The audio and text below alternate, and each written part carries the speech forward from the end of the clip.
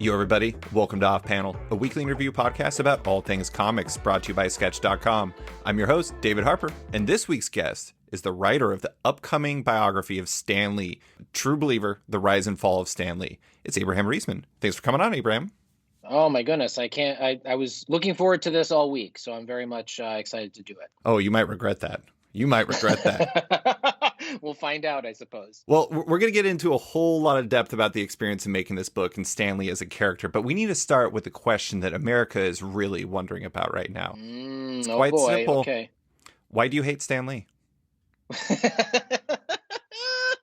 Oh, geez. I know. Well, that's the thing is like, I already look, people are very passionate about Stan, and I respect that. I'm from the comics world. I know what he means to people. This was not me parachuting in and saying, well, this is a story of somebody that I don't have any real particular attachment to. I've never been like a Stan, if you will, but he's such a titanic figure who is so beloved that when I was approaching this book, I came from a place of empathy. I mean, that's not even just because Stan's so beloved. When you're writing a biography of someone, you have to have some degree of empathy, even if that's not the same as like carrying water for them if there are things they did that were unsavory. But you have to have some level of understanding that this person was a human being with strengths and flaws, and that, I mean, the big thing I kept going back to was something my dad told me, because my dad wrote a biography of this blues musician, Big Bill Broonzy, a number of years ago. And early on in this process, I was talking to him about some stuff I had learned about Stan that was not so great. And he was like, I just want you to think what I thought with the biography that I wrote, which is, if someone were writing a biography of you, how would you want them to treat you? Right. And he knew that when he was asking that question, he's talking to somebody who, like, we all have our own personal myths, but he knew that, like, my response to that would be, if someone wrote a biography of me, I'd want them to be honest and at the same time some degree of merciful. Not, again, that's not the same as forgiving, but going, okay, we're all effed up people who do things sometimes that are not so hot or that hurt people. And so I don't hate Stan Lee. I'm approaching, I know you meant that somewhat facetiously, but there are a lot of people so far who have, without having read the book, because the book's not out yet, have decided that this book is about me canceling Stan Lee or trying to tear down Stan Lee. And I just don't see that as having been my mission at any point in this process. That's just not how I approached it. And I hope, maybe it's an ill-founded hope, I would hope that once the book is out there, maybe there will be, a little bit of word of mouth among the people who don't like it so far, word of mouth that tells them, okay, well, it's a more nuanced story than we had assumed. But then again, that's assuming a lot of the modern internet and fandom. So Right. We'll find out whether that happens. Well, honestly, I did mean that completely facetiously, but I did that. I know, but it leads to something. So, No, yeah. exactly. And I wanted to get into that because I do think it's really interesting to see the response. Like, I've seen the same thing, because I've seen your posts where you're sharing like YouTube videos where people are saying you're canceling Stan Lee. I'm like, I'm pretty sure he's uncancelable at this point. I mean, he's Maybe. like, I mean, I don't know, but I mean, at this point, I don't think he cares.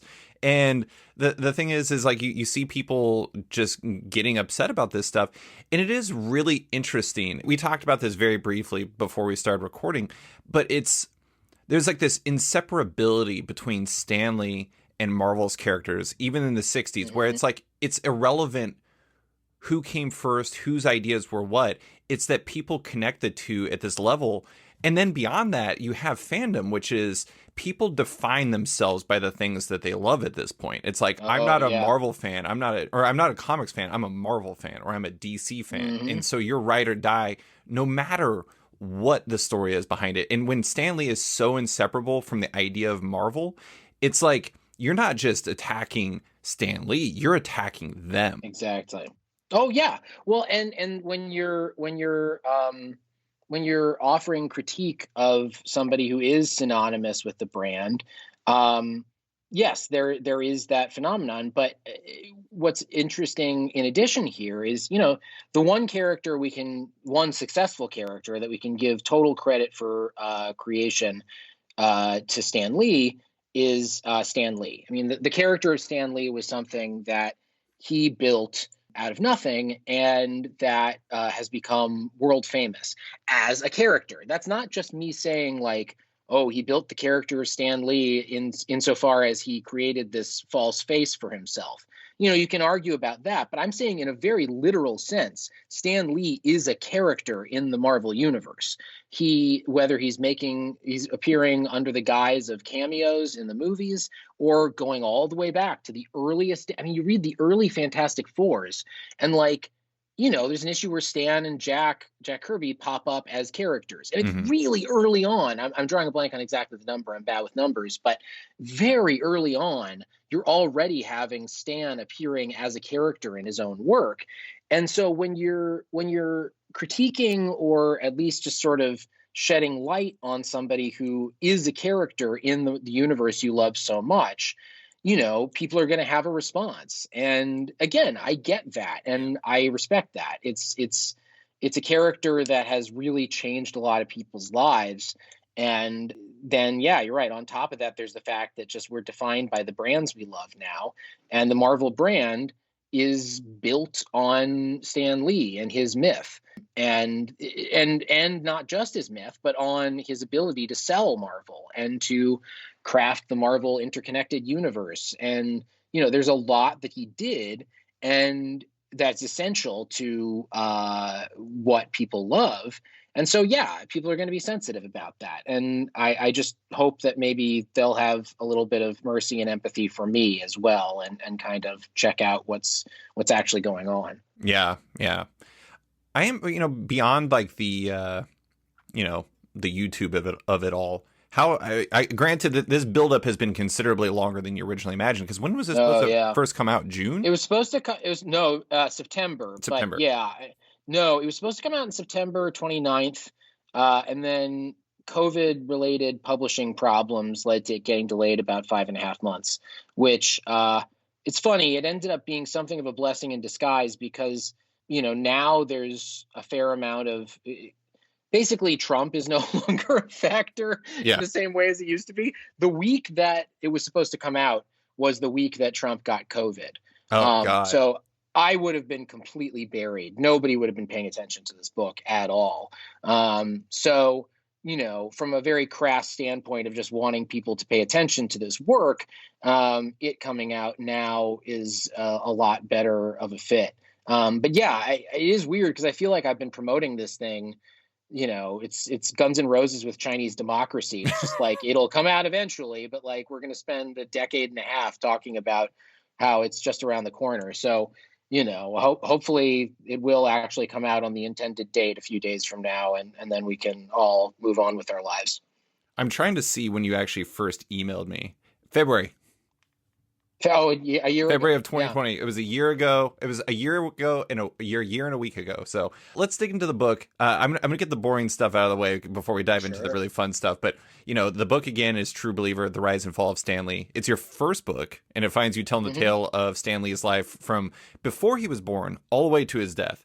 It is, as we've discussed, already generating quite the response. But I think I love that you actually reference this in the book. Its origins stem from a 2016 article you wrote for Vulture about Stan Lee. I'm trying to remember the exact line, but it was something along the lines of, in the book, you said, things were about to get worse for Stan. He was about to meet me, or something like that. Oh, no. I said on top of all of that, he had to deal with me. That was it. Because there was a lot going on in his life in 2016. And then, this article came out. Which made him furious. Yeah. Well, I don't know exactly how. I mean, that's what I hear. I have two sources of evidence that suggest that he was not happy with the article. One was his, business partner / personal handler / difficult to define associate, Kia Morgan, told me that Stan had been very upset about the article because it was disrupting his business dealings, specifically with the magician David Copperfield. He and Kia were working on getting David Copperfield to work with them. And the article came out, and Copperfield either read it or heard about it, and then started to get suspicious about Stan's actual role in creating the Marvel Universe. And the other one was a creative that he'd worked with in his later career, who read the articles and like emailed Stan about it. And Stan said, I don't have the quote in front of me, but it was something along the lines of "Ain't nothing to do but ignore them," Yeah. referring to me and any of the people who were speaking up about what was in the article. So, yeah, I don't know. Sorry, you didn't even ask a question. No, I'm just no, that's ripping totally on that, fine. but I mean, it's worth clarifying that, but so that article kind of set you on this path. But from there, I am interested in, first off, how this book came together, and second off, like, what made tackling it an appealing project? Because you reference it in the book itself. Stan Lee has had biographies, several of which were written by him, or co-written by him, or yeah. heavily factoring him in. What so how did this come together, and what made it an appealing project? So like I said, the origin story of the article, which is sort of the beginning of the piece of the whole book, was kind of funny. I was working at New York Magazine, which owns Vulture, and one day this editor, David Wallace Wells, who is also a terrific writer on his own, walked over to my desk and plopped a copy of Stan's graphic memoir, which was really just a comics format adaptation of his prose memoir. He'd gotten a galley copy of this graphic memoir, and he put it down on my desk and said, "You should do something with this." And so I started researching and trying to get in touch with Stan and getting in touch with people who worked with him and reading and getting it all good to go for a profile. And about a week later, I went up to David's office and I said, "Hey, here's what I got. It's been going really well." And early on in me giving my spiel, he stopped me. He was like, "Oh, I just meant you should write like a short review of it." So this was me going rogue a little bit. But to his credit, his response to that was, "But this sounds interesting, so keep digging and see if you can find some stuff." And so the article happened, and then it did pretty well. And then Stan passed away in November of 2018. And, as is often the case when someone of note dies, there's, publishers, maybe this is grim or morbid, but it's how it works. Publishers then want to have the first posthumous biography, something that can sort of sum up the whole person's whole life. So an editor at Penguin Random House at their Crown imprint, a guy named Will Wolfslau, who's great, reached out to my agent to see if I would be interested in expanding the profile out into a full book. And I'll confess that I was initially very skeptical about my ability to do it. Like it was very flattering to be asked, but it seemed so daunting and so not what I'd been planning to do with my life. Not in the immediate future, at least. I had plans of other things that were going on. And then all of a sudden there's this big project ahead of me. And I thought maybe I shouldn't do it. But, various people slapped sense into me and were like, this is a major publisher asking you to do it. You should just do it. Right.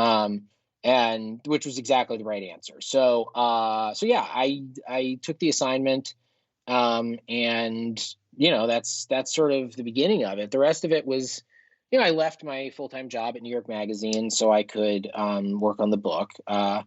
And yeah, I got ahead of the curve on the work from home thing prior to the pandemic. But yeah, that's sort of the basic origin story of how it came to be. Yeah. Now I'm going to ask you a very impossible question. What do you think my reaction was when I finished the book? Ooh. Wow, that's a tough one. Reaction upon finishing the book. Disdain because you're planning to write an even better one? Oh God, no. I'm kidding. No, what? It was, I turned to my wife, and effectively what I said was, I never imagined my entire life that I would never, at no point in my life would I ever want to trade my life for Stan Lee's. Oh, yeah. Isn't that crazy? I mean, you'd think here's this guy who, when he passed away was famous and had money and, had was beloved by millions in a very, passionate way. But yeah, once you start digging into his story, it's very sad and very scary at times. I mean, Yeah. especially in his final few years, especially his final year and a half after his wife Joan died, were really terrifying. I mean, there's a lot of abuse and theft, and even beyond that, looking at the full scope of his life, you have a guy who was really just unsatisfied. Yeah. Nothing that he did, no matter how notable it was enough for him, as a professional, in terms of fulfillment and notoriety, but also financially. I mean, that's something we can get into a little bit more if we want. But his wife and his daughter, by lots and lots of accounts of people I spoke to and people who've reported elsewhere, were very profligate spenders and needed a lot of liquid cash in order to keep up their habits.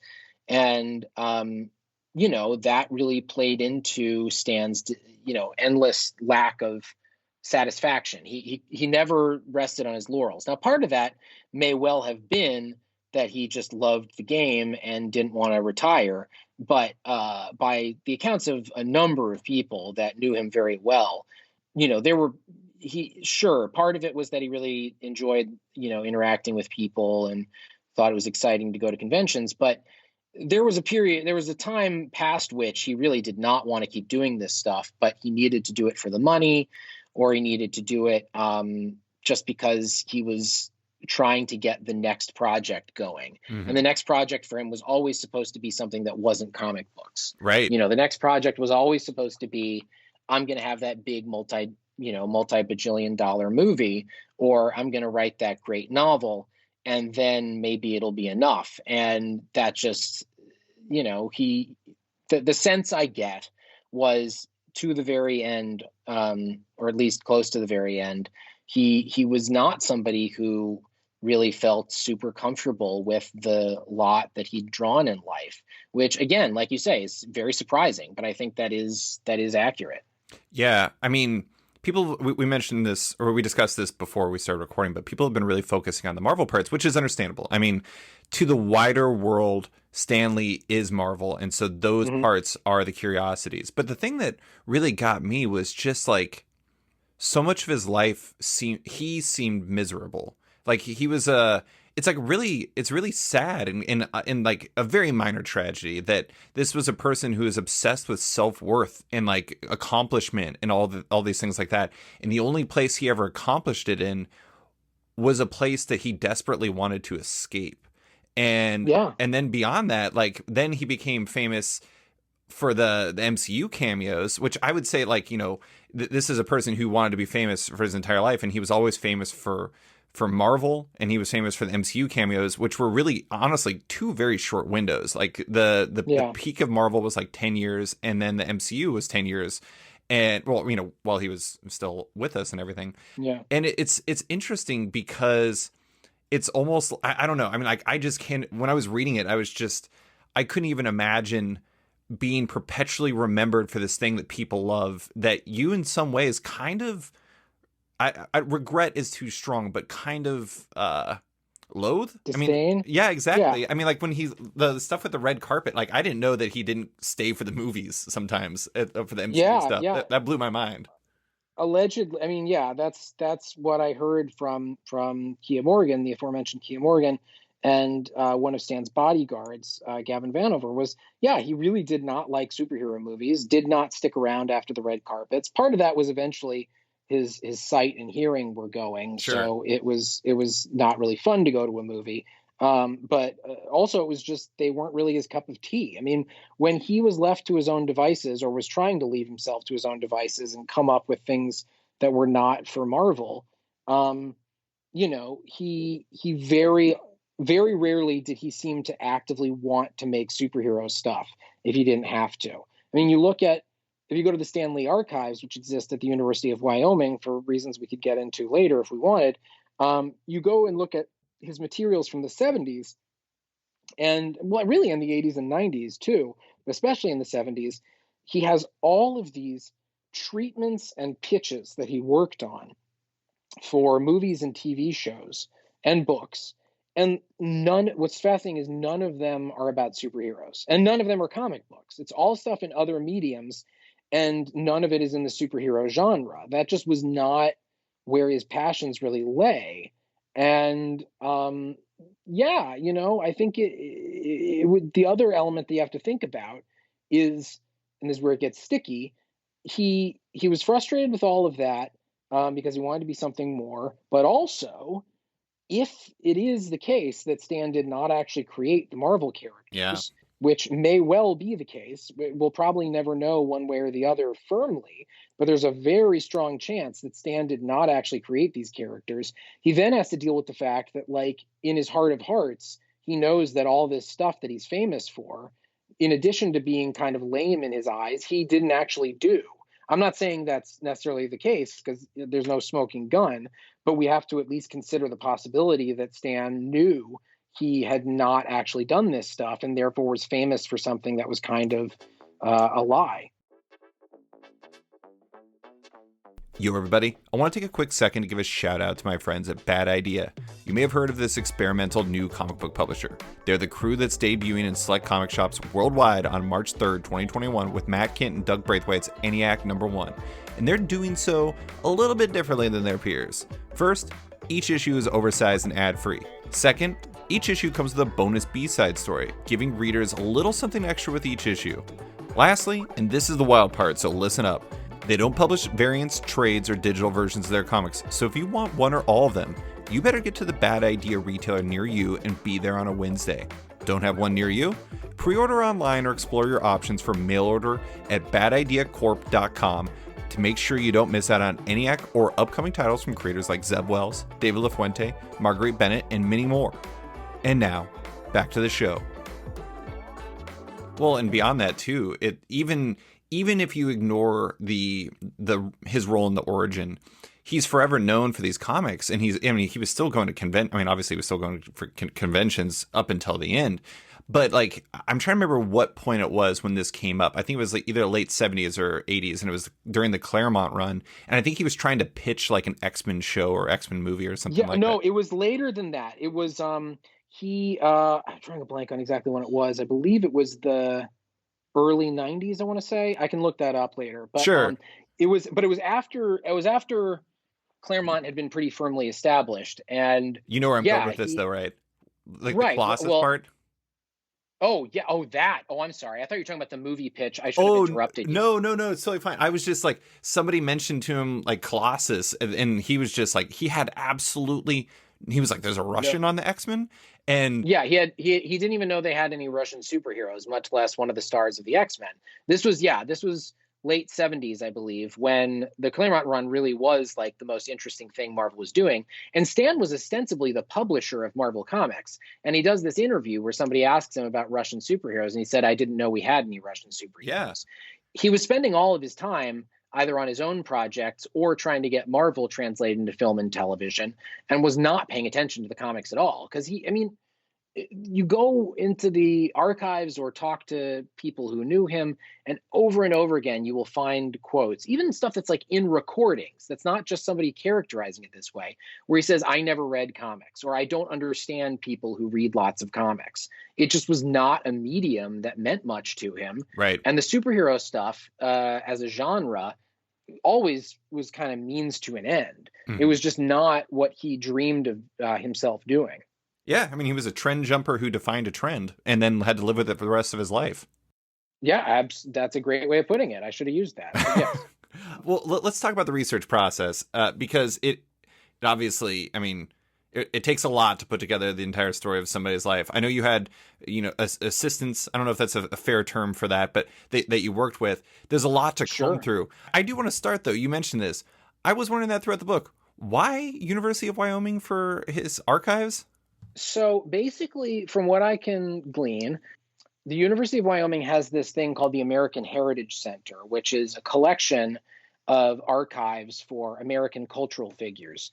And in 1980, 81, around then, very turn of the 80s, there was a person who ran the AHC, the American Heritage Center, who approached Stan about having him donate his papers and recordings and archival materials to the University of Wyoming for the AHC. And so the story goes, Stan was skeptical at first, but then when asked who else had stuff stored there, and one of the people was Jack Benny, the radio icon that Stan had grown up being familiar with, or had been familiar with at least earlier in his life, and said, if it's good enough for Jack Benny, it's good enough for me, something along those lines. Mm-hmm. Now, of course, the thing you have to consider is, Stan told a lot of stories that were less than true. And, one working theory you have to, or at least factor you have to put in your mind when you think about the University of Wyoming story is it may well have just also been that no one else was asking. I mean, 1980, 81, beggars can't be choosers. It's not like Stan was decades removed from, or at least a decade removed from the Marvel Revolution. And it's decades before the Marvel movie revolution. Mm-hmm. So Stan is like known, but not a celebrity, not somebody that people are going crazy for in the mainstream necessarily. So it may well have been the Jack Benny thing, but it may well also just have been that Stan was susceptible to flattery. He was. I mean, that was a big problem for him, in fact. In this case, I wouldn't necessarily call it a problem, although I guess having your archives be very remote and difficult to access might be a problem. I mean, it's crazy. It's very difficult to get there. I mean, Laramie is the only way to get there is by flying from Denver to this tiny airport in Wyoming. And the planes only run like twice a day. So it's difficult to get there. It's not like it's just stored at Columbia or something. The plus side of it was very few people had actually gone through the archives, even the people who'd written Stan Lee biographies in the past. And it's a lot of material to go through. That's the other thing. You mentioned my assistants. I mean, I had a research assistant who helped me while I was there enormously because you go through, I mean, it's almost 200 boxes worth of materials. Yeah. And it's papers and videotapes and film strips and reel-to-reel audio recordings. And there's no way to get through all of it, much less in a timely fashion, much less in the 5 days that I had allotted for it. So my research assistant was extremely helpful in that I would just sort of open a folder of documents and without reading them in any kind of detail, go, okay, I want this scanned, I want this scanned, I want this scanned, don't need this scanned, do need, don't need, etc. And would just hand them off with these little, strip labels. And she would scan all of them, and she did a fantastic job of that. So the archive is a real experience. I mean, if you're in the Laramie area, I highly recommend you stop by and take a look for free. Yeah, God, I'm in Alaska, and that feels remote to me. I mean, that is saying something. But the research process is interesting though, because going through the notes in the back, and you see like interviews from the Comics Journal, and you see you see all the stuff from the archives and everything like that. But also like the interviews, in a weird way. I mean, I found it really fascinating that you really effectively open and close with Larry Lieber. And I think it's the right choice. I mean, he in many ways is kind of the emotional through line and the one person that really knew Stan through everything, even though he didn't really know Stan at all. Yeah. Right. And that's really interesting. And so, but I am interested in so you have the research assistants. Are all of the interviews that you did, like the Keogh Morgans, the, what is it, Jonathan Bullerjack? Yeah, Bullerjack. I swear to God, like all the crew from the end, they have villain names. It's like, honestly, like if Jack Kirby had created them too, I'd be like, sure, I buy it. Yeah. Well, I'm not going to label anybody a villain, but they are certainly. I meant names. Yeah. Oh yes. Okay, fair enough. Yeah. Regardless, that's up to whoever. But were all those interviews yourself? Did you sit down with all? None of the interviews were somebody else. I did all I did more than 150 interviews for this book, and that was all me.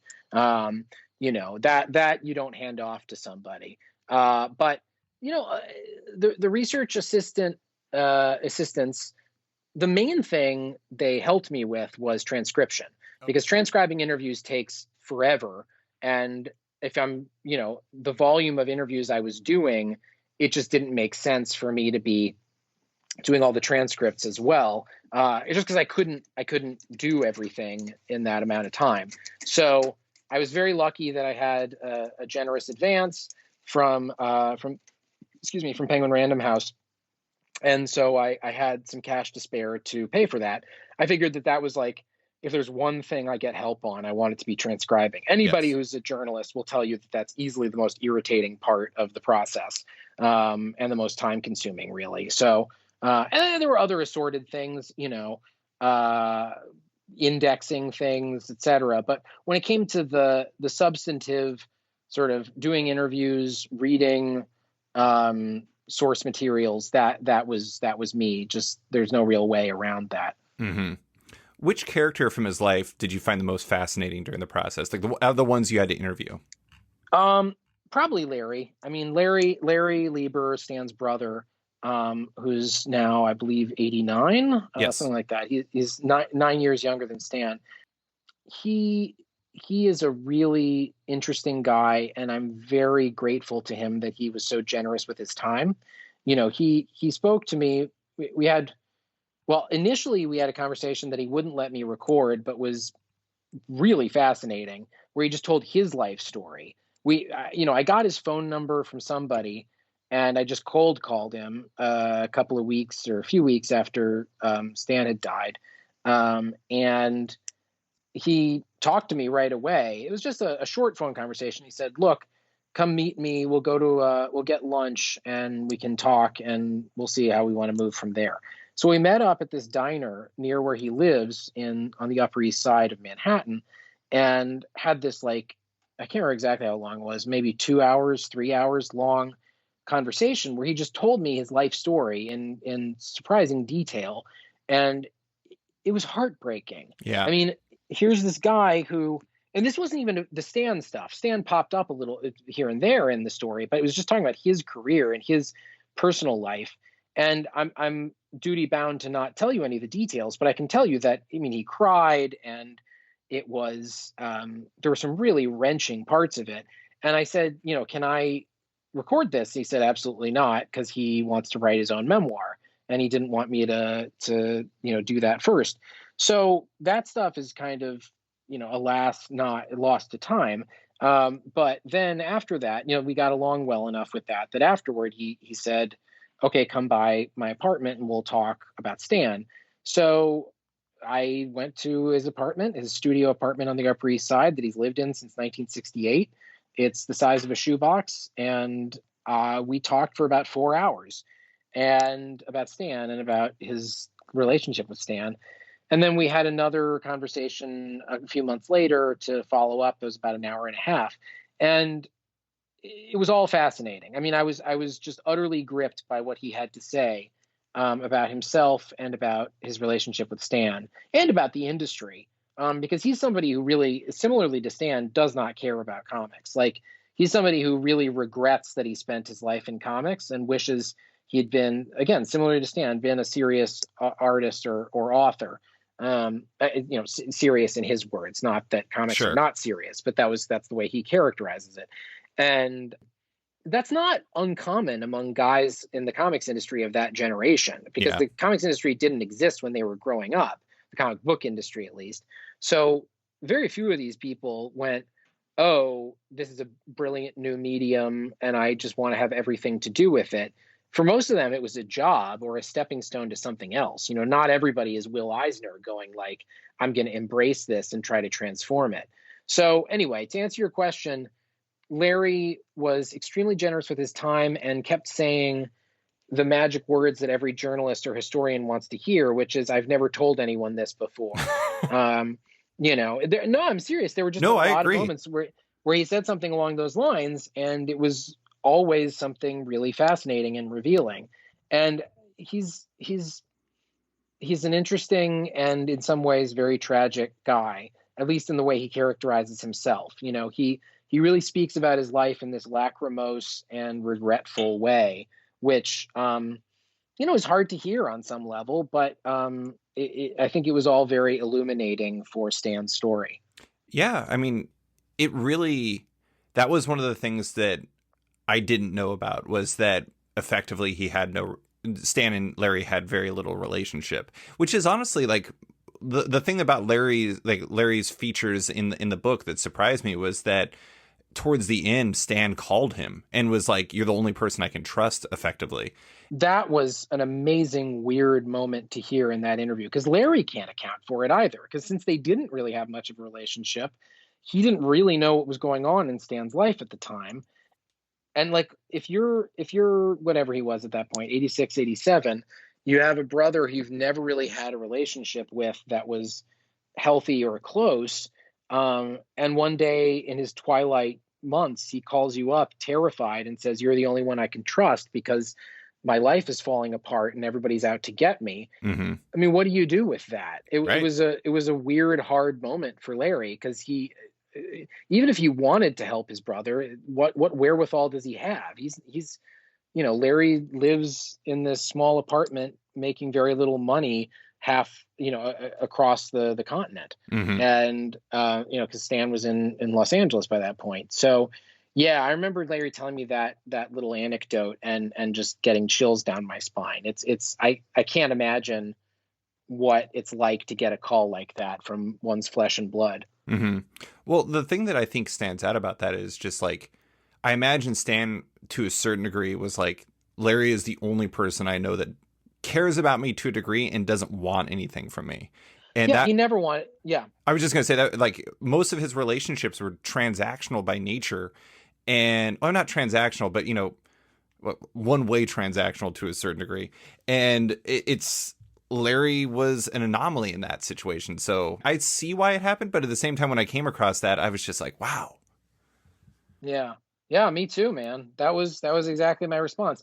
And you say transactional, you're not wrong. I mean, it's not all of the relationships, but a really large percentage of the relationships that Stan had, especially in his final 20 years of life, were transactional. There were people who wanted something from him. Now, they wouldn't characterize it that way. And what you find when you start to talk to a lot of these characters from his final days is there are a lot of folks who just say, "Well, I was the only one who was really looking out for Stan. Everybody else was a grifter and a vulture, but I was the one person who was doing it out of the goodness of my own heart, just because I loved him so much." And you know, those are very dubious accounts, because there really was, well, I get into this in the book, and it's a nuanced thing because you don't want to point fingers at people if you with very serious accusations unless you have really hard proof. And the trouble is, a lot of this stuff there isn't hard proof because Stan's life was so weird and shady in its final few years and last couple of decades that there was not a lot of great like documentation of what was going on. It was just people having shady dealings in the background, and you know, a lot of these relationships were just about, well, I don't really know anything about Stan. I don't know anything about comics. I don't know anything about Marvel or superheroes. But here's a famous guy who has a lot of money and who's old and susceptible, both to flattery and to just BS. And so a lot of people decided they wanted to exploit that. And that's what makes it, as you said earlier in the interview, a really hard story at times to listen to. I mean, it was sad. Yeah. I do want to, this is the strangest of shout outs, but shout out to Jonathan Bullerjack, the one person who, Yeah, as the Jonathan kids, Bullerjack. yeah, the one person who, as the kids would say, kept it 100 by saying, "We were the mercenaries," which is, Yeah, he was the one person who was 100% like, this is what it was. And everybody knew. yeah. Bullerjack is interesting also because he's a millennial. I can't remember if I really get into his age in that, but I got that Bullerjack. vibe. Yeah, he was like a guy who grew up reading Wildstorm, and like that was his sort of touch point, and Marvel stuff as well. But like, yeah, to his credit, although he was part of this larger system of Stan's final years, yeah, he was the one person in an interview who was very open about the fact that like he wanted something out of that relationship, and that's that, and he got some of it. And what's weird is he was also somebody who I do get the sense cared about Stan more than the average person in his inner circle because Bowler Jack actually cares about comics Right. and superhero fiction. Most of these guys and gals just don't know anything about the comics industry, the history of comics, the history of Stan in comics. A lot of them don't even know anything about the Marvel characters, and they'll tell you that. Right. That's not me quizzing them and them failing the test. That's like they'll just say, I never really read comics, or I didn't know anything about Stan until I met him. And that's something that's sort of lightly damning, isn't it? That like even now they don't really know much about Stan's career or the stuff that Stan made. And so it just makes you doubt the degree to which they were serious about having Stan's interests at heart if they couldn't even take an interest in the stuff that made him who he was. Mm-hmm. Yeah. Well, I do want to get into the one little thing about the research that I was curious about, because obviously I've done some like oral histories and stuff, not the same scale as a book by any means. But one of the things that the reason why I laughed earlier when you said that you heard the one thing that interviewer always wants to hear, which is, I've never said this before. I laughed because that was like a knowing laugh. Like when you hear that, that is just, you're like, oh my God, this is very valuable information in that regard. Sure. And so you get all this information, you get all these quotes you love, you get all these things that are going to be A+ material for the book and everything like that. And I think one of the tricky things about those things is in your head when you're doing the interviews, they stand out, but then trying to find a place for them. Like, I gotta give you credit. The final lines from Larry Lieber, I'm not going to get into it, but it is an absolutely perfect conclusion to the book. You couldn't have asked for a better final Thank quote. you. Yeah. How do you? Yeah, well, I mean, I credit that with Larry. Yeah. It's a great. I mean, it kind of defines Stanley in a lot of ways, but yeah. When you're going through the process of research, you have all of that. You sit down to write the book, especially about like the different eras of the life, trying to balance all this stuff out. What was the process of that like? Because I imagine, like, it's a process of, they say, kill your darlings. I imagine you were killing darlings like you couldn't even believe, I imagine. Well, what's weird is the way I avoid having to kill too many darlings, and it's maybe everybody has their weird, quirky process that has pluses and minuses to it. The way I tend to approach writing anything is I do a lot of research, and then I sit down and just start writing, or at least planning out, without going back and rereading all the research I've done. Yep. Just because the stuff that you remember tends to be the stuff that is most interesting. Like if it was interesting enough for you to have it lodge in your brain, then it is very likely going to be interesting enough to engage a reader. And so, that way it's kind of the opposite. Like you start from a place where you're just doing a smaller amount of what's out there, and then you have to deal with the agony of going back and looking at the source material and being like, oh, here's this thing that I didn't get into, or like, here's this great quote that I could have used.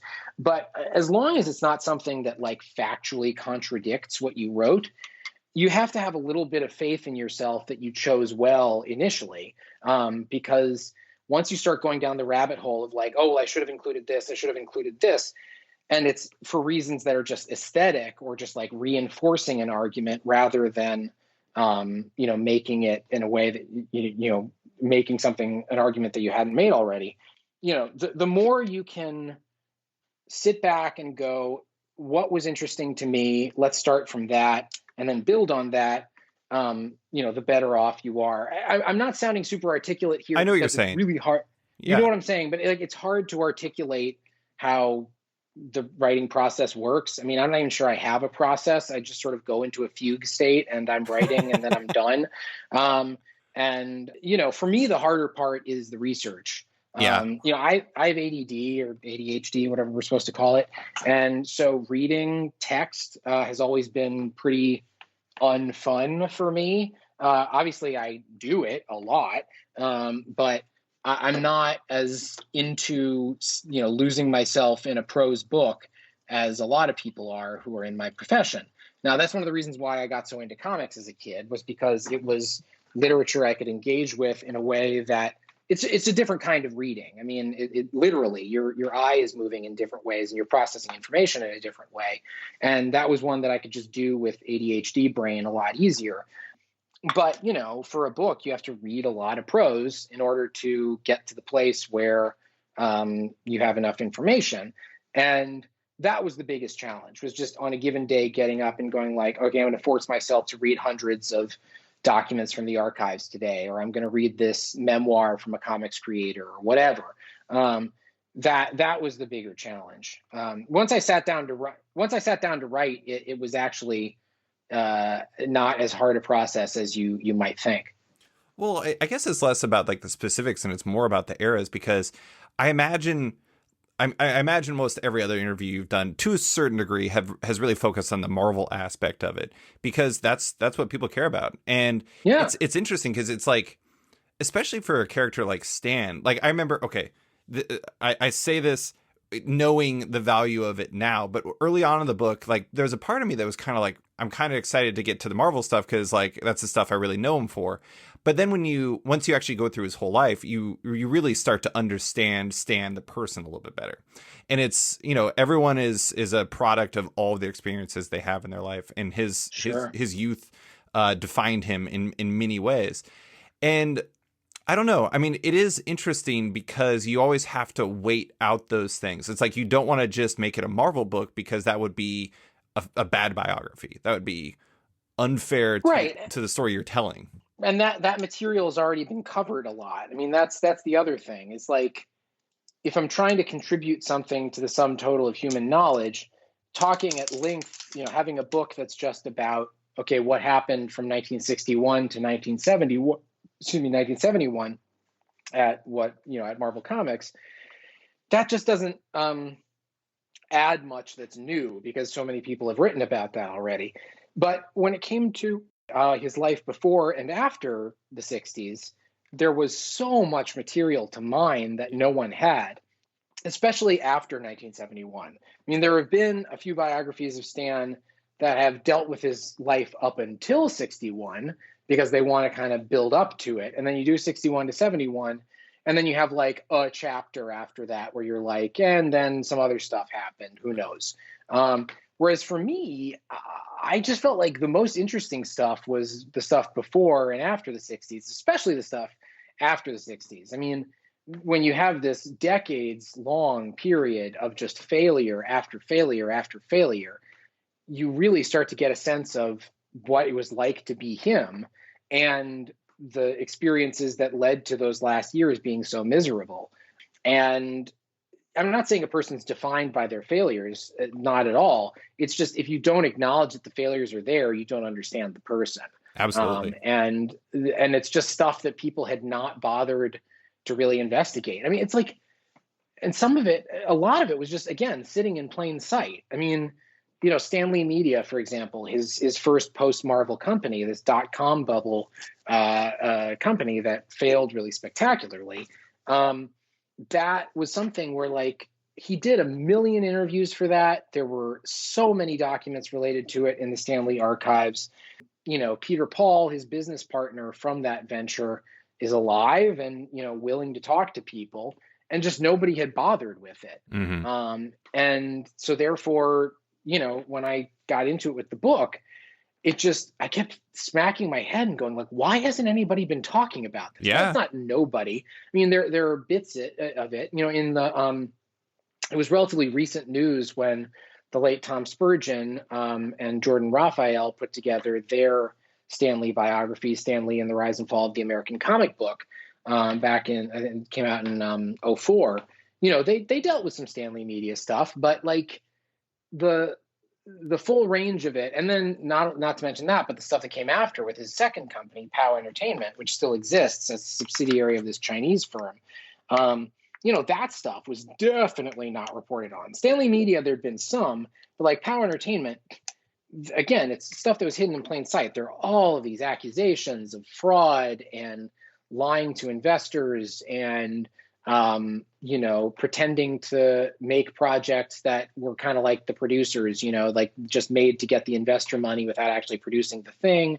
And again, I'm just sort of saying what's out there in like legal filings that you can just find. Like you can just go get that from the court, and just nobody was bothering to do that. And instead, you had this world where the media, broadly writ, the entertainment media and the comics and geek media would just sort of credulously pick up these press releases from POW Entertainment saying like, oh, the next big Stan Lee thing is about to happen. And they would never check up to see whether the thing got made, whether the thing was any good, whether the thing had any impact. That just wasn't part of the media ecosystem. It was just the churn of like, bang, pow, zoom, Stan Lee comes up with new product. And then the rest of the story was never told. And so I wanted to tell that story. Yo, everybody. I want to take a quick second to give a shout out to Macroverse. Macroverse is a digital comics platform, and they've launched the second season of a Macroverse exclusive series titled Seasons. From writer Nandor Schaefer and artist Anthony Gonzalez, this series is a unique supernatural drama that deals with themes like love, loss, and self-reflection, and one with a regularly evolving feel as each season delivers new powers that challenge the main character in new and unexpected ways. Want to check it out? The first episode is free to read on the Macroverse app for a limited time, and this series is a good one to check out as it takes full advantage of Macroverse's unique tap story format. And now, back to the show. Well, and I think that one other difference, I'm not going to try to tell you like how your book worked or something like that, but for me as an outsider looking at it, the later stuff is nice because in the sense that you have legal filings and you have all these different things, and you have Peter Paul you can talk to, and you have Kia Morgan, and you have everybody. You have all these sources that you can point to and say this happened, as opposed to like the 60s. And like this is the thing I think that surprised me the most about the 60s. It wasn't that there was the disparity between what Stan said and what Jack said. It was that no one could get the story straight. Like no one, like even like John Romita Sr. and Jerry Conway both claim to be the one that suggested killing Gwen Stacy. Yeah. No one knows anything during that stretch. And it's got to make an attribution basically impossible. Totally. It's a really frustrating process to try and figure out who the one honest man was, because you have Stan, who was an inveterate dissembler. He would make stuff up on the spot or have lies that he just said all the time or mischaracterizations. And, there are aspects of his story that changed over the course of his account of how the Marvel Universe got created. That story would change over the years and contradict itself. But then, you've got like Jack Kirby, who, for whatever his strengths, was kind of an elliptical thinker and talker. It was hard to pin him down, but, he would say stuff that just wasn't true. And, that whether it was a lie or just him misremembering or him being old and kind of speaking in a weird way, who knows? But you have to reckon with the fact that there is no smoking gun. There's no one account that you can just sort of unequivocally point to and say, well, all of this adds up. None of the accounts add up in the aggregate. And that's unbelievably frustrating as a researcher, but also just as a human being. No one wants to deal with ambiguity. Ambiguity is like antithetical to the human mind. And yet it's what you have to live with when it comes to Stan's story, for not just factual ambiguity, but moral ambiguity as well. I mean, you have to live with the fact that there are all these questions about what Stan did and what kind of guy he was that are probably never going to get answered. And that was something I really worried about with the book. I was like, well, is that a cop-out? And I think it's not that it's a cop-out, it's just the only honest answer. Right. And that sucks, but it's sometimes how history works. Maybe even how it usually works. And it may be that we just pretend that that's not how it is, and therefore can regurgitate. I mean, now that I'm saying it out loud, I'm realizing that's kind of what happened with Stan. He was very charismatic. He was a great raconteur, like we said, and he was great talking to reporters. Mm-hmm. So reporters would just sort of parrot whatever he said. And even later on, when Stan started calling himself the co-creator of these things, even though he, as an aside, he would then also say, like in his memoir, that he didn't really believe that he thought of himself as the creator. even when he's calling himself the co-creator, there's still like writers writing about him would basically just treat him as the creator. Yeah. Like they would say he created these characters, then Jack Kirby or Steve Ditko or whoever drew them. Or like maybe Jack had something to do with it, but it was probably just collaboration between the two of them. It was probably 50-50 or somewhere thereabouts. But, and I say this in the book, that's like saying that it was somewhere in between or it was 50-50 that's the cop out. That's where you really get the cop out and just say like, well, the mathematical average of this is, somewhere in the half. So that must be it. When in reality, there's a really good chance that, that one of them was telling the truth about it being pretty much all them. Yeah. And, that's just something people don't want to live with, that they can't know. No. Well, and I mentioned this before we started recording, but one thing I think that we can say, okay, so let's make the assumption that his, artistic partners, I'm not making a defined statement. I'm just saying, let's make the assumption that his artistic partners were primarily responsible for the creation of the characters. I think one thing you can say is that Stan himself is, in a lot of ways, the person who defined the entity that is Marvel and the outlet. Absolutely. And the question, like the really noisy thing about the 60s is, would Spider-Man or would the Fantastic Four and etc. have become such a sensation if it weren't for his carnival barker ways? Like if you didn't... his selling of it. And that is the big counterfactual question. Like if it's just Jack Kirby coming up with the exact same characters and stories he came up with, but there's no Stan, maybe he's even collaborating with Stan, but Stan isn't as good a salesman or Stan isn't there to sell it, then does any of this take off?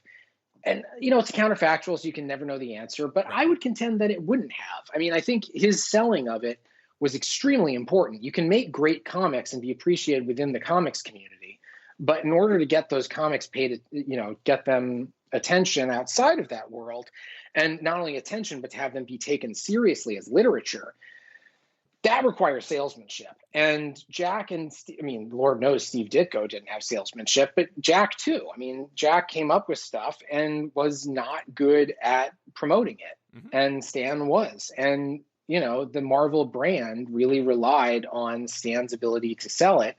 And to this day, it's still reaping the benefits of that salesmanship. Yeah, I mean, even back then, before that really, before the internet where people could really get deep in this world, Marvel had like a very fans had a very parasocial relationship with Marvel. And like all the stuff of him going to college campuses and all the letters. Oh, yeah. I mean, Marvel was a community in a way that comics very rarely were. And I think that was really important. One thing I want to touch on, though, one of my favorite things that you did throughout the book, and I don't know if other biographies have touched on it to this degree, is how you worked in the building of the final idea of Stan Lee as a brand, like the glasses and the hair and all the stuff like that. Oh yeah. Well, like I didn't know anything about the fake TV show that he created where he like filmed. Oh yeah. Like, well, it's not fake. It was a pilot. But it never aired, I guess. Right, never aired. No. Yeah. He filmed a pilot in 1968 for a political talk show. I mean, it's bizarre. It sounds terrible, if I'm going to be totally honest. But well, it's up for other people to judge, but yeah. It certainly was not a success. It did not go anywhere. And it's really weird to watch because it's like it has nothing to do with comics. The only way in which it deals with comics is he introduces himself and says, I'm the editor of the Marvel Comics Group. And over the course of my writing these comics, I've gotten a lot of letters from young people, and I've started to understand young people and what they are. And therefore, I've decided to have this talk show where I talk to young people about the issues of the day. And so the pilot is it's him and these three journalists. For some reason, he picked three young journalists, and they're just talking about the politics of 1968. And Lord knows there was plenty of politics to deal with in 1968. And so you have Stan really, again, avoiding being associated solely with comics. He wanted to be something else. And yeah, that I'm not sure where you were going with that. Well, I just basically like it was it was the beginning of his public persona, but it's still like it was nowhere near where he ended up. And it was, Oh Lord, no. He looks different. He sounds different. He's talking about different stuff. he wasn't wearing his Go on. toupee, You're was right. he? I'm drawing a blank. He may have been wearing the toupee in that one. I'm drawing a blank on exactly what that look is. But he has like a full beard, and he's not wearing the shades. He's not wearing any glasses at all. I mean, it's And the just way well, the thing that really interests me about it though is it's kind of like so like the glasses, like the glasses that he wore became so defined for him. I mean, it reminds me of, I know you're not a big sports fan, but there's this basketball player who's named Anthony Davis, who's amazing, and he has a unibrow, and he made his brand having a unibrow. Like oh he's wow. known as the Brow. And Uh-huh. it kind of reminds me of Stan because it's like he's now had to always wear those glasses because that was that was who he was. And it was interesting in the book to see the evolution of the final, like it's like he's a Pokemon. He reached his final Final evolved form, state, yeah, his final form. And I don't know. I mean, I found that to be really interesting. But okay, well, just a few more questions because I know you got a lot Sure. going on. But really, this is a quick one. Did going all the way back to 2016 and the origins of this was something I was curious about when I was kind of prepping for this. Mm. Did your you did a piece about Steve Ditko right around the release of Doctor Strange. Doctor Strange. It was, I think, about 2 weeks afterwards or something. It was basically about, I think the title was something like the creator of Doctor Strange will not see you now. And Correct. Yes. and the thing that was interesting about that is I know that you were the Stanley, the original one came out in February, and you said that you tried to reach out to all of his previous partners that you could, et cetera, et cetera. Did the Steve thing somewhat come from the Stan stuff?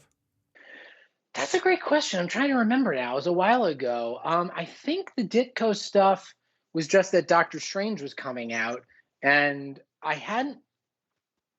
This is so interesting. Did I try to get Ditko for the initial Stan Lee profile? I don't know that I did because I didn't. I don't think I knew until later in that year. The probably around when I started on the Ditko profile. I didn't know that you could. No, I must have known because I'd seen the Jonathan Ross documentary and seen that they went to, His Jonathan Ross did apartment. this documentary about Steve Ditko, and they like went to, he and Neil Gaiman, odd thing, but he and Neil Gaiman went to go meet with Ditko. Not for, he wouldn't do an interview, but they got to meet with him. Anyway, long story short, I don't know the answer to that. It did not grow directly out of that. It was more that once Doctor Strange was happening, I thought, well, what can I write about? This was how things worked when I was at Vulture. It's still to a certain extent. Like if a superhero thing or a comic book thing was coming out, it was like, okay, well, what can I do with that? And it just seemed like the natural thing was to look at Steve Ditko. Initially, it was going to be about like the controversy over who created Doctor Strange. And the more I researched, the more I saw there really isn't a controversy. It's just Stan took credit for it after he had already back contemporaneously said it was all Steve. Right. It was all Ditko. So that was a long answer to your short question, but it did not come directly out of the Stan profile. It was more that Doctor Strange was happening and I brainstormed what to do. Yeah.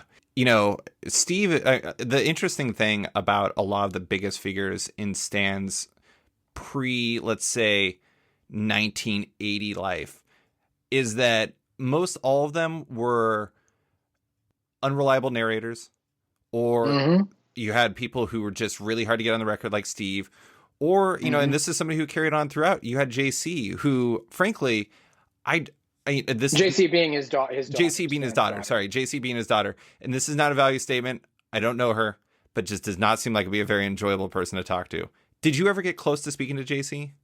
No, I spoke to her for about 3 minutes on the phone early on in the research. I got her phone number from one of my sources, and she has this lawyer / friend / business partner who I'd been in touch with for weeks and who kept saying, sure, I'll get JC for you. Like, we'll work it out.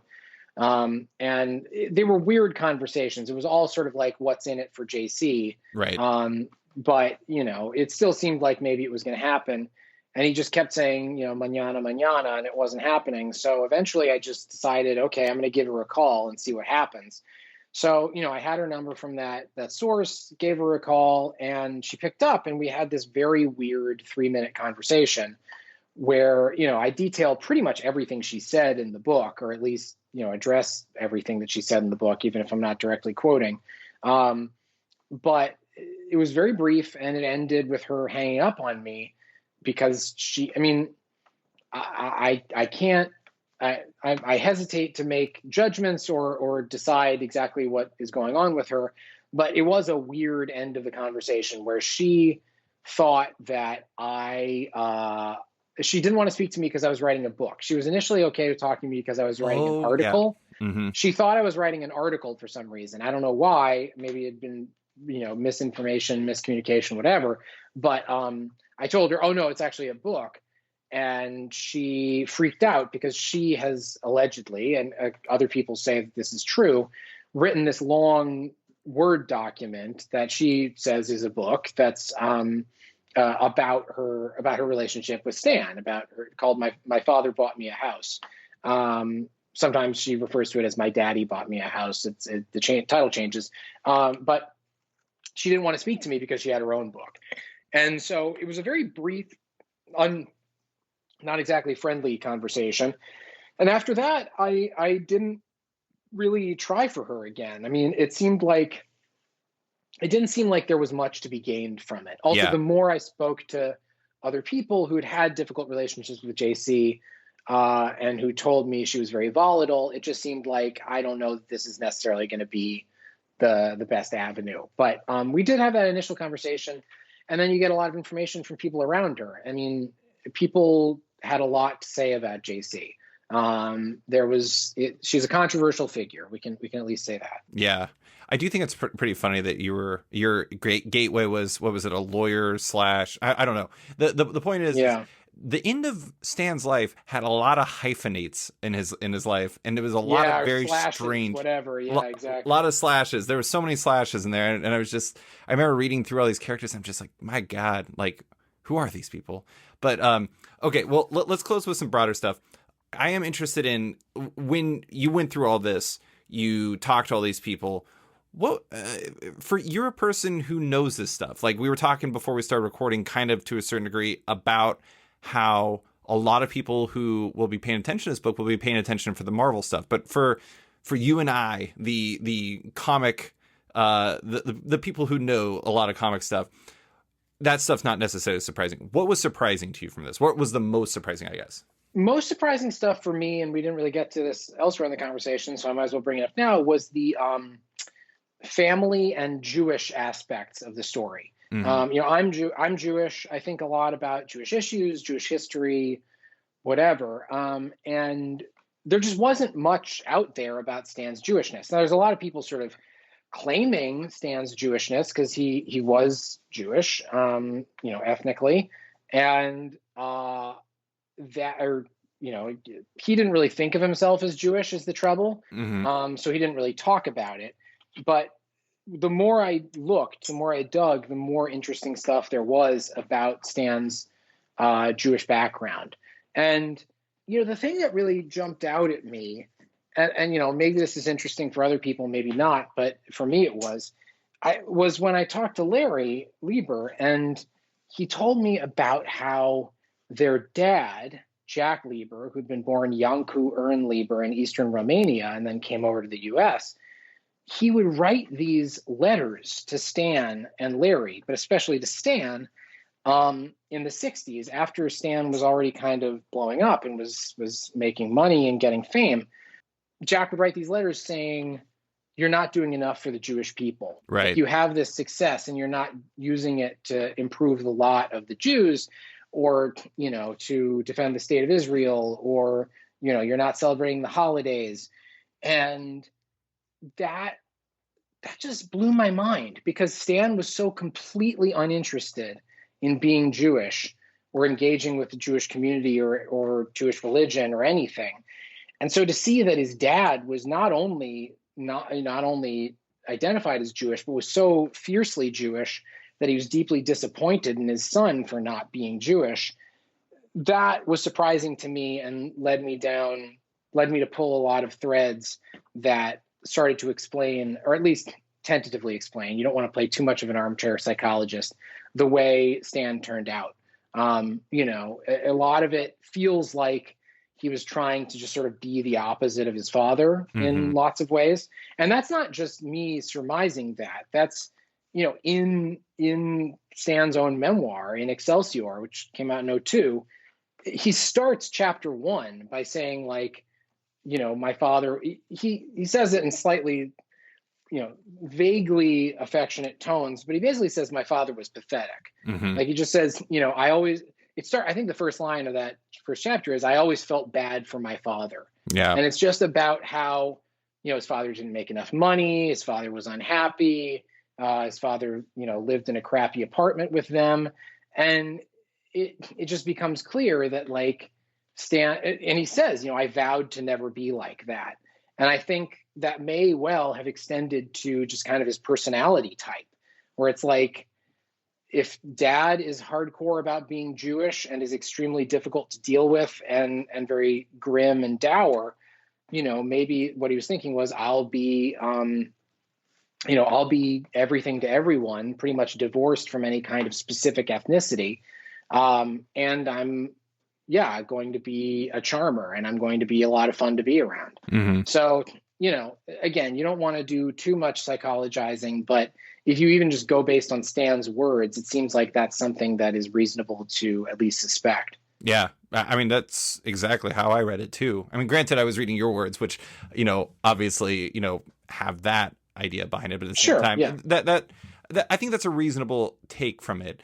Bizarrely, the thing that surprised me the most about it, and this is, I don't know if this like is colored by my own perspective, but Stan's career outside of Marvel, regardless of his actual, position in helping create the original Marvel characters, the only thing that he seemingly was on the verge of kind of creating that would have been successful, because everything else was kind of a bomb, was he almost created the Power Rangers?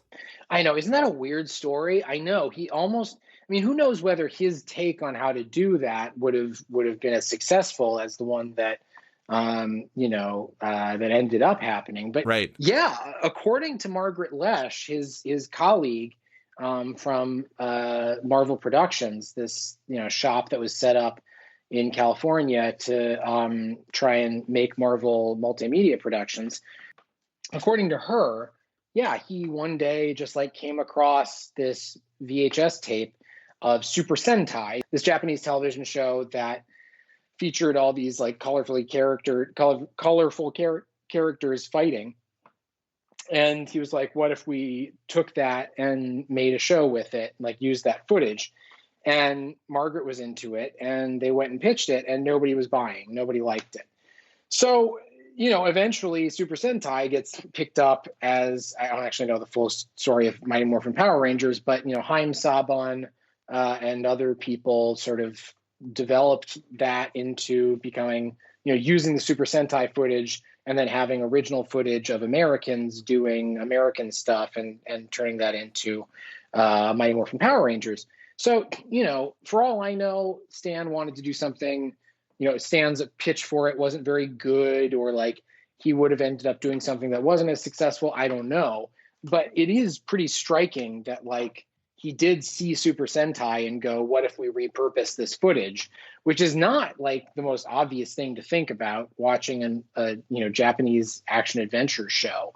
Let's use this footage and turn it into something else. So it's to his credit, he saw something that later was successful.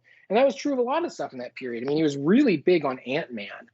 By all accounts, he just was constantly pitching an Ant-Man movie or show, just saying like, it makes all the sense in the world. He's a man who can be the size of an ant. What's not to love? Yeah. And nobody was interested. And he was right. But he was right. Flash forward to 2015, the movie makes $500 million. So Stan had a lot of ideas that didn't go anywhere, but then had some that maybe were just ahead of their time. Yeah. I do want to say that the Super Sentai idea really fits one very specific aspect of his life, which is that he always wanted to do weird books and magazines and things that where he superimposed text over other images. And that is kind of the video equivalent of that idea. Totally. Go ahead. I just think that's really funny. I mean, it's a perfect manifestation of his ideas in TV shows, and it proved to be extremely apt. Yeah, I mean, he was trying to make memes before there were memes, you know. I mean, he would take existing images, whether it was like, you know, of a painting or of a news photograph or whatever. Those were usually sort of the two kinds, fine art and news photographs, and then add text either on or beneath it to just sort of recontextualize what you're looking at. And, you know, that's what we do with memes. Now, his talent for that stuff was limited. I mean, you look at a lot of these ones that he did produce, and they're just, you know, maybe I'm editorializing here, but they're not very funny. Right. I mean, they're just, they fall very flat. But the idea, the core idea, you're right. I mean, it was, well, maybe I'm making this point more than you're making it, but like the core idea was kind of ahead of its time as well. Yeah. The repurposing of image and text. So yeah, I hope by the end of this interview, it's become clear that I do give Stan credit for a lot of the things he did that were revolutionary or whatever. And I'm not just out here trying to throw him under the bus. Well, I mean, as per usual, when it comes to people who do any writing of any length, the answer to people's problems with most anything is it's in the book or it's in the article. And so it's just like, yeah. I mean, frankly, it's like the vast majority of people who think you're trying to cancel Stanley or something like that, as opposed to just report upon his life, are people who haven't read the book yet. And I hope that they do, because it is a very worthwhile, it's a great read. But the last question I want to ask about is about its impact on you, because I'm very interested in that. Now, this is not me trying to armchair psychologist you, but I'm not going to ask about your feelings about Stan and Marvel, because there's literally an entire book about that. But yes, correct. Yeah. This is reading your articles in the past couple of years. I feel like to a certain degree, your feelings towards superheroes has kind of changed. Not dramatically. Yeah. Not dramatically, but I mean, you always had like a bit of love in there. And now, like, you know, and I'm not saying that you wrote a piece about The Boys that was about, you know, effectively like Frederick Wortham was right, and also this is the right way to take down superheroes. And that kind of fits within an ongoing theme where I feel like you kind of loathe them to a certain degree. And I have to wonder, where does this book fit within that, like getting into the history? Well, that's a huge part of it. I mean, you've noticed that, again, as was true in our first interview, I'm very flattered that you pay that much attention to my work and my career. But, you know, that the book was actually a huge part of that. I mean, you say it's the past couple of years. Well, the past couple of years is when I've been working on this book. Exactly. The more you start to dig into the story of this guy who is kind of the singular figure in the popular imagination of superhero comics and superhero fiction, the more you dig into that story, the more you get disillusioned and go, well, you know, maybe this isn't built on the most ethical foundation.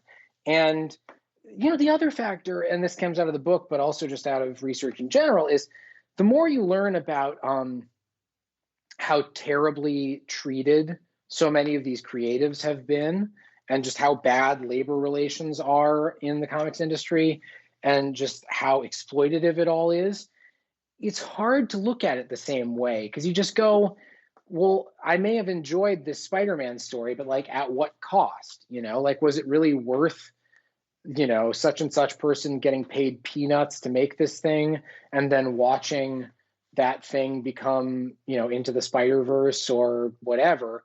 You know, is it worth it to me that people are getting abused and exploited in order to create the stuff that I enjoy? And it just sort of becomes a Princess and the Pea thing, where like once you have that thought, it's really hard to sit comfortably with superhero comics as much as you used to. Mm-hmm. And there's just the larger factor of like, it does feel like we're past the saturation point at this point. Like, it's just, there was a time when it's still, as recently as like 2017, 2018, maybe, it still felt kind of cool to be into superhero stuff, or at least to get it, you know, to get it at a deeper level or know the history or any of that. And then as it's continued to really saturate and in many ways not ruin, but be a negative influence on the entertainment world and the culture more broadly, it's hard to it's hard not to feel a little frustrated with it. And, also there's just the factor of like superhero culture is so wrapped up now with like Stan culture, with like, not Stan Lee, but Yeah. with like lowercase s, people wanting just things to be the best ever. And I don't know. I find that dangerous. I feel like that's what we do with politicians. That's what we do with leaders of industry now. We treat all these people like they're superheroes, and that just frustrates me because there are no superheroes, and we shouldn't be trying to make people out to be heroes, superheroes rather. And when you do make them out to be superheroes, that's how they get away with things. Mm-hmm. And so you are right to notice that my writing has become a little more cynical when it comes to the superhero industrial complex. But, I still love the stuff that I love within that. I mean, I was just doing this written conversation dialogue for Vulture about WandaVision. And, I was sort of being the resident cynic saying like, well, I really haven't been very impressed with it. It feels like it's kind of a lot of, sound and fury signifying nothing or something like that. But, I will fully admit, I don't know if we're avoiding spoilers, but the season 5 twist in WandaVision where it's like, oh, is this going to be this big multiversal crossover now? I'll fully confess I got very excited about that. Like, Yeah. I'm still a real basic bitch when it comes to loving like crossover multiverse stories. And you just don't get those anywhere other than superhero fiction, or at least not at that scale. And, I still love a lot of this stuff. It's just, I get frustrated with how it's made, and I get frustrated with the stuff that it's, what it's in sometimes used in service of. So I'm trying not to let myself become a complete cynic. My partner does a lot to try and keep me from just turning into a cantankerous old crank. But only time will tell if I go full Howard Chaykin or something. We'll see. You're going to make this very difficult on me to not call this episode Basic Bitch now. I'm probably not going to do that, but I wouldn't be offended. Go for it. Yeah. I do want to say that like there's a perfect encapsulation of basically everything you just said. Sometimes when I'm putting together like podcast questions and everything, just kind of formalizing like my documents, I had 2 interviews this week, and one of them, was with you, obviously. And so I put on a Marvel movie. I put on Ant-Man and the Wasp because it was a movie I hadn't watched a ton, and they're just kind of very enjoyable movies in the sense of they're just like hijinks and heists and ridiculousness, and Michael Pena being hilarious. And so I put it on, and as I was watching it, who was thanked in the intro? Larry Lieber, as the co-creator of Ant-Man and the Wasp. Of Ant-Man. Yeah. Oh. And it was really fascinating thinking about that, and then it wasn't fascinating. It's honestly heartbreaking to think about the fact that I was watching this movie on my couch, and somewhere Larry Lieber is in this studio apartment and doesn't have any of that. And that's nope. That's tough. That's tough to reconcile together. Yep. Absolutely. And I mean, when you confront that, you confront the fact that a lot of times these creators aren't even really proud of what they made, it starts to really get you down. I mean, like I said, Larry doesn't really have any particular love for the stuff that he made in the comics industry. So like, yeah, he can. I mean, the mind boggles sometimes at the influence of these weird little decisions that these guys who didn't even really think that much of what they were doing have ended up having. I mean, the thing I come back to with Larry is Larry was not, and does not claim to be, Larry's not, one of the main progenitors of all of these characters. He had a role in creating a lot of them, but he was not sort of the main ideas guy. That said, he's the guy who invented the name Anthony Stark. Like without Larry Lieber, Iron Man has a completely different name. Now that name may have been famous for, if it was some other name, but as history turned out, there is, a guy named Tony Stark, and he is one of the best known pieces of branding in the world.